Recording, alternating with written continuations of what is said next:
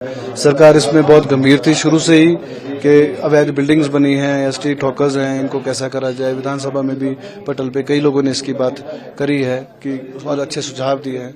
इसी के तहत जो है पर कुछ लोग अपना राजनीतिक रोटियां सेकने के लिए जिसको बोलते हैं कि एक बहती गंगा में हाथ धोने के लिए उन्होंने अपना धरना प्रदर्शन रखा था। इसके लिए सरकार ने, प्रशासन ने कोई अनुमति नहीं दी थी धरना प्रदर्शन के लिए। साथ ही नियम रूल 163 के तहत पहले 144 धारा होती थी, उसको बदल के 163 किया गया कि 4 लोग एकत्रित ना हो। वो पहले ही नोटिफिकेशन इशू कर दी थी। उसके बावजूद लोगों ने कुछ लोगों ने धरना किया। उसमें से कुछ एक उपद्रवी लोग जो थे उन्होंने पथराव किया पुलिस के ऊपर न्यूज बनाने के लिए। मैं समझ सकता हूँ जिसमें 6 पुलिस वाले जो है गंभीर रूप से घायल हुए हैं। पुलिस ने कोई लाठीचार्ज नहीं किया किसी भी संगठन के ऊपर। हल्का बल प्रयोग करते हुए तितर बितर जरूर करे हैं कि बात जो है ज्यादा गंभीर ना हो जाए, ये जरूर हुआ है। और रही बात बिल्डिंग की, उसके लोग मेरे को मिले सभी समुदाय के, अलग अलग समुदाय के, मस्जिद कमेटी वाले भी और वर्कर बोर्ड वाले भी मिले। उनको हमने भी सुझाव दिए, उनके सुझाव भी आए और उन्होंने स्पष्ट किया है कि हम अमन चैन जो है वो चाहते हैं, पूरे प्रदेश में रहे, पूरे देश में रहे।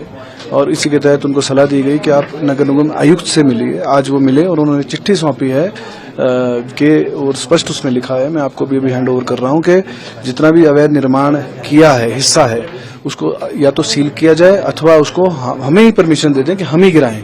तो ये बहुत अच्छी एक पॉजिटिव, मैं समझ सकता हूँ, एक पहल है और ये उदाहरण बनेगा हिमाचल प्रदेश का आने वाले इतिहास के अंदर। मैं आपको बोलने चाह रहा हूँ और न केवल हिमाचल प्रदेश में बनेगा, पूरे हिंदुस्तान में लोगों को सीख लेनी चाहिए।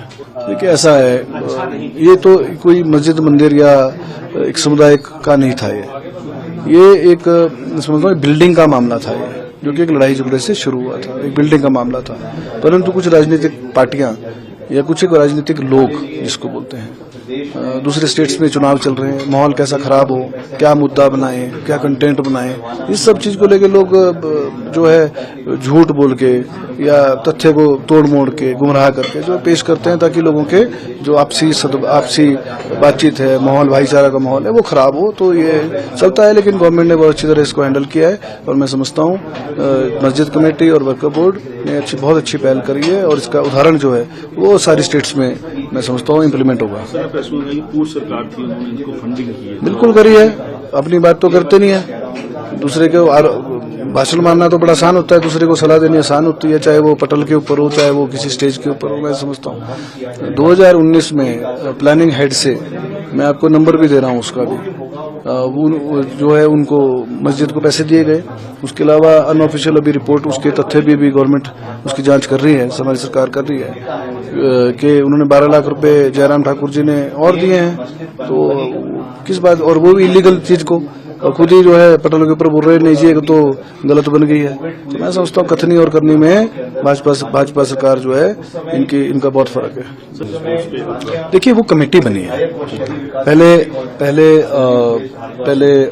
कैबिनेट सब कमेटी की बात हो रही थी जिसमें केवल सरकार के लोग थे उसमें, लेकिन उसके बाद आपस में बात करी गई और बोला कि विधानसभा कमेटी बनाई जाए जिसमें दूसरे पक्षों के लोग भी हों। तो विधानसभा कमेटी बनी है, आज शाम तक मेरे ख्याल से अनाउंस हो जाएगी।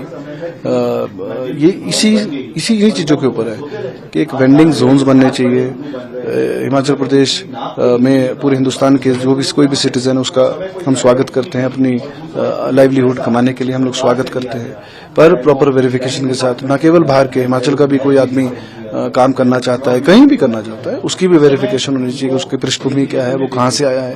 पास्ट में भी कई क्राइम्स हुए हैं, लोग कोई नेपाल दौड़ गया मर्डर करके, आज तक नहीं मिले हैं, और बड़े बोल रहा हूँ पूरी फैमिली किसके बोल रहा हूँ। क्राइम करने का कोई वो तो होता नहीं कि कोई एक समुदाय ही करता है, ऐसा भी नहीं है, वो कोई भी मानसिकता होती है तो कई लोगों की। तो लेकिन वो जांच बिल्कुल होनी चाहिए, उसकी वेरिफिकेशन, आइडेंटिफिकेशन की बात हो रही है।